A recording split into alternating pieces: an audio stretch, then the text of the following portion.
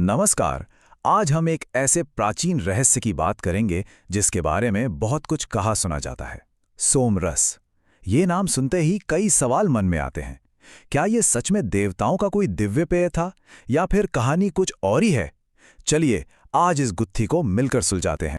ये एक ऐसी गलतफहमी है जो आज भी खूब सुनने को मिलती है। कई बार ये तर्क दिया जाता है कि भाई जब देवता सोमरस पी सकते थे तो फिर इंसान शराब क्यों नहीं पी सकता। लेकिन सबसे बड़ा सवाल तो यही है, क्या सोमरस वाकई शराब था? चलिए इस धारणा की जड़ तक चलते हैं। तो किसी भी पुरानी गुत्थी को सुलझाने का सबसे अच्छा तरीका क्या होता है? यही कि हम सीधे जड़ तक जाएं, यानी उसके मूल स्रोत तक। और सोमरस के मामले में वो स्रोत हैं हमारे वेद।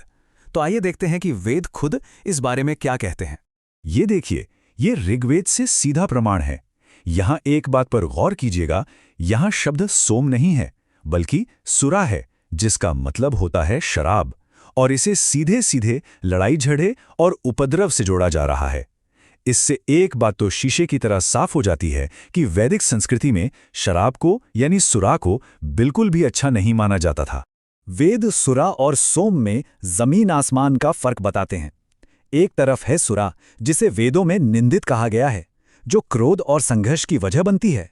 और दूसरी तरफ है सोम, जिसे एक पवित्र आहुति माना गया है, जो शांति और प्रेरणा लेकर आता है। और सबसे बड़ा सबूत, अरे भाई, सोम में दूध, दही और शहद मिलाया जाता था।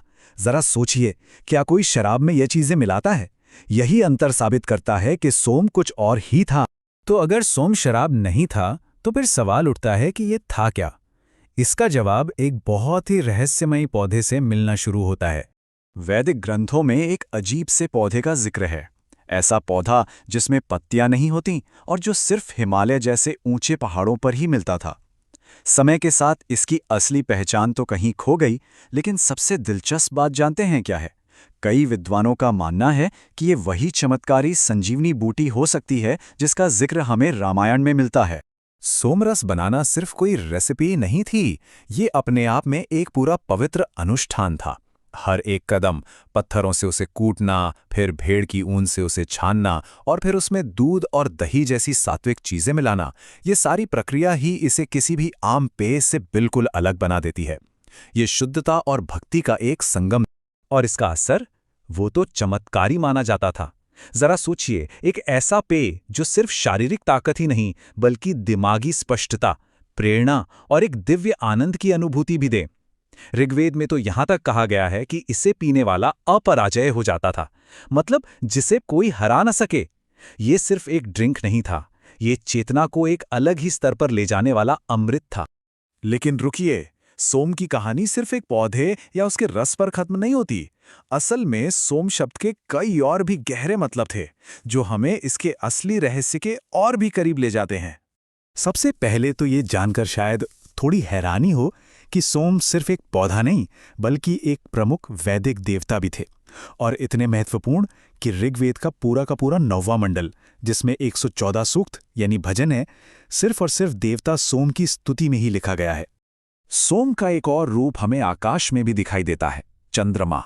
जी हां, प्राचीन मान्यता के अनुसार चंद्रमा को भी सोम कहा जाता था। माना जाता था कि यही वो दिव्य प्याला है जिससे देवता अमृत पीते हैं। और हां, हफ्ते के दिन सोमवार का नाम भी इसी सोम यानी चंद्रमा से ही आया है। और अब आते हैं इसके सबसे गहरे, सबसे आध्यात्मिक अर्थ पर। सोम सिर्फ कोई बाहरी चीज नहीं है, ये उस आंतरिक आनंद का, उस अमृत का प्रतीक है जो गहरे ध्यान और साधना से हमारे भीतर ही पैदा होता है। ये वो परम शांति है जिसे बड़े बड़े योगी अपने अंदर ही खोजते हैं। ऋग्वेद का ये श्लोक इसी बात को कितनी खूबसूरती से बताता है। इसका सीधा सा मतलब है कि वो असली सोम, जिसे ज्ञानी ऋषि जानते हैं, उसे कोई और चख ही नहीं सकता।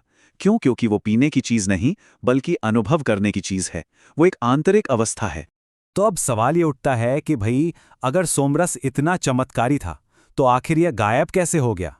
अच्छा, इसका एक कारण तो काफी सीधा और सरल है। समय के साथ उस असली सोम के पौधे की सटीक पहचान ही खो गई।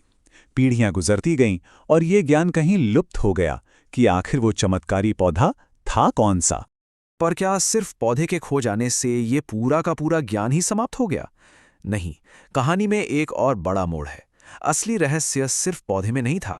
असली राज, असली शक्ति उस पौधे में नहीं बल्कि उसे बनाने की विधि में छिपी थी। सोमरस की असली ताकत आती थी उन शक्तिशाली वैदिक मंत्रों से, जिनका उच्चारण उसे तैयार करते समय किया जाता था।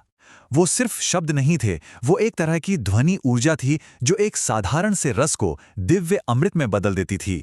और जैसे जैसे वो अनुष्ठानिक परंपराएं कमजोर पड़ी, वो गुप्त ज्ञान भी हमेशा के लिए खो गया। इसको ना विज्ञान की एक बहुत ही सरल मिसाल से समझते हैं। मान लीजिए आपके पास हाइड्रोजन भी है और ऑक्सीजन भी, लेकिन जब तक उन्हें सही ऊर्जा जैसे एक चिंगारी नहीं मिलेगी, वो कभी पानी नहीं बनेंगे। बस मंत्र वही ऊर्जा थे, वही चिंगारी थे। उनके बिना सोम का रस सिर्फ एक पौधे का रस था, अमृत नहीं। तो इन सारी परतों को एक एक करके खोलने के बाद हम आखिरकार सोम के बारे में क्या कह सकते हैं? इसका असली सार, इसका असली मतलब क्या है? तो संक्षेप में कहें तो सोम कोई एक साधारण चीज नहीं थी। ये शराब तो बिल्कुल नहीं था। ये एक रहस्यमयी पौधा था, एक प्रमुख देवता थे, चंद्रमा का प्रतीक था, एक बहुत ही जटिल मंत्र आधारित अनुष्ठान था, और इन सबसे बढ़कर ये आध्यात्मिक आनंद और जागृति की सबसे ऊंची अवस्था का प्रतीक था। सोम हमें ये दिखाता है कि हमारा प्राचीन ज्ञान कितना गहरा था, जहां भौतिक दुनिया यानी पौधा, कर्मकांड यानी अनुष्ठान और आध्यात्मिक चेतना यानी आंतरिक आनंद, ये सब एक दूसरे से पूरी तरह से जुड़े हुए थे। ये सिर्फ एक पेय नहीं, ये अपने आप में एक संपूर्ण दर्शन था।